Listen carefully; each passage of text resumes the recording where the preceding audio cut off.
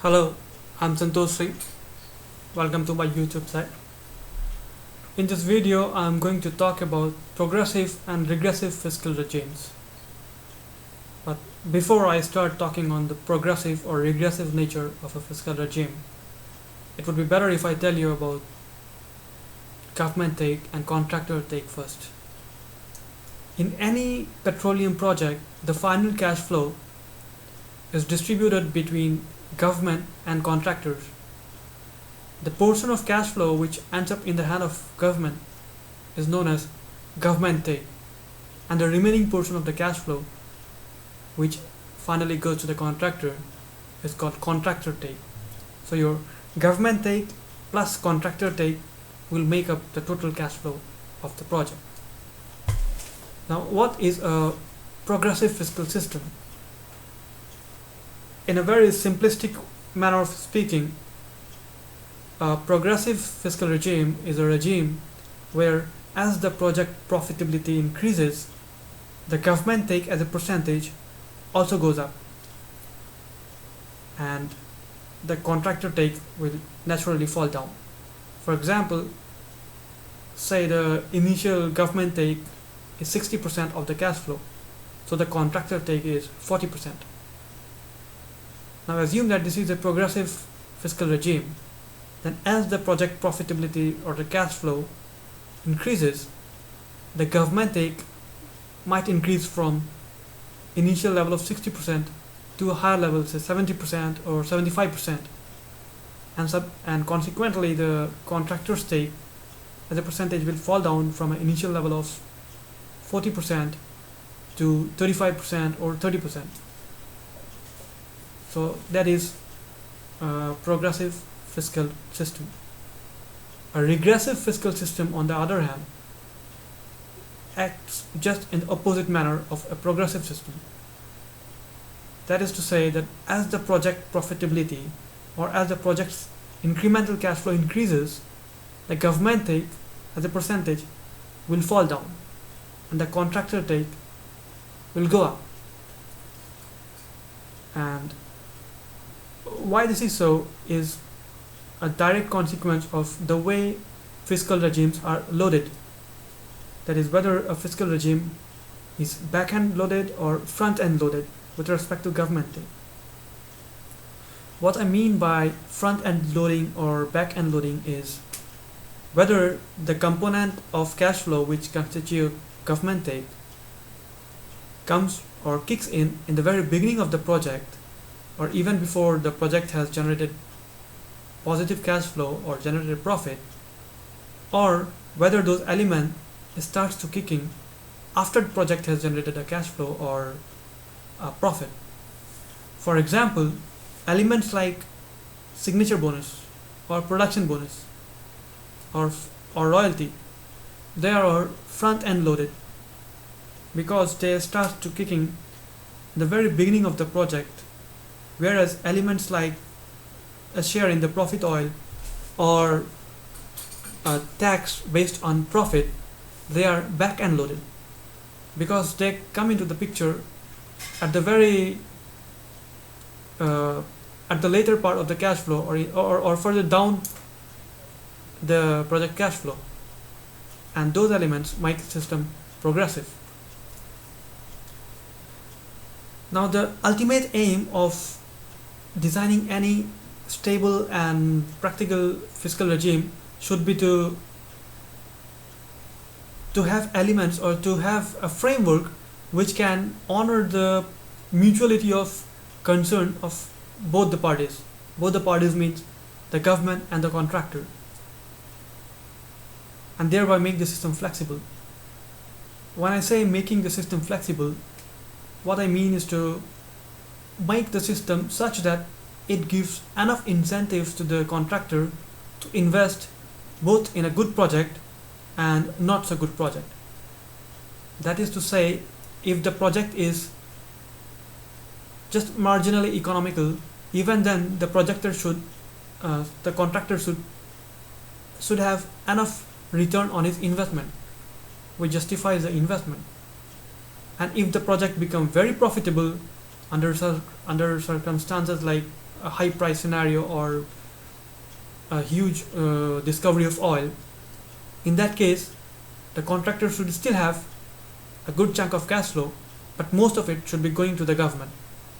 So if you have a system like this addresses the mutual concern of both the government and the contractor. Now the easiest way to design such a system is by incorporating contract terms which are tied up or linked to sliding scale or incremental scale, or to make those contract terms a direct function of R factor or ROR based terms. R factor means ratio factor and ROR means rate of return. Both R factor and ROR they are nothing but they are a proxy of profitability, and contract terms linked to those proxy of profitability means the system is progressive and flexible. What happens in sliding scale is that the contract terms are no longer a flat rate. What I mean is that, take for example a royalty based regime, and the royalty is a flat 10% of production. This is an example of regressive system, because whether your production level is say 5,000 barrel of oil a day or 50,000 barrel of oil a day or a million barrel of oil a day, you will have the same royalty rate on any level of volume produced. But if this was supposed to be progressive in nature, then instead of having a flat royalty rate, the royalty rate could be based on different tiers of production, and different tiers of production or different tranches of production will attract different royalty rate. For example, say the first tier is the first 10,000 barrel of oil, the next tier is next 10,000 barrel of oil, and the third tier is any volume of oil more than 20,000. And the first tranche of production will attract say 5% royalty. The next tranche will attract a royalty rate of 10%, but the 10% will be applicable only on the incremental volume of production which is more than 10,000. And the third tranche will attract a royalty say 15%, but that will start to kick in only if the production increases 20,000 barrel of oil, and any additional volume of oil which is more than 20,000, only that portion will be attracting royalty at a higher rate. So different tranches will have different royalty rates. This is an example of progressive system. Another way of making the system progressive is by, as I mentioned you earlier, is by using R factor or ROR based terms. For example, sometime in a PSC, the profit sharing is of a flat rate. That is, say, government will take 70% of the profit oil, and contractor will have 30% of the profit oil, whatever be the level of production or price. It is independent of price or production or any other parameter. So it is fixed, 70% government, 30% contractor. But if it was a progressive system, someone will tie this distribution of profit oil based on rate of return to the project or based on the R factor, because then you are dividing the profit oil not as a standard flat rate, but first you will have to decide whether the project has reached certain milestone or has reached certain profit level. Only then the profit share rate will change. For example, and generally what happens in those kind of system is that as the project profitability increases, or as the production volume increases, or as the price level goes up, the amount of profit oil going to the contractor starts decreasing. That is to say, as the profitability increases, government will take more and more of that profit oil, or it will take more and more in the form of taxes based on that profit oil. So that is the key idea of incorporating R factor or ROR based element in a contract term. You can tie in lot many variables of cash flow to those sliding scale or R factor or ROR. For example, you can link your cost recovery limit to R factor or rate of return, or you can link your profit oil rate, and you can also decide the taxation level based on R factor or ROR. And the trigger points for these R factor, ROR, or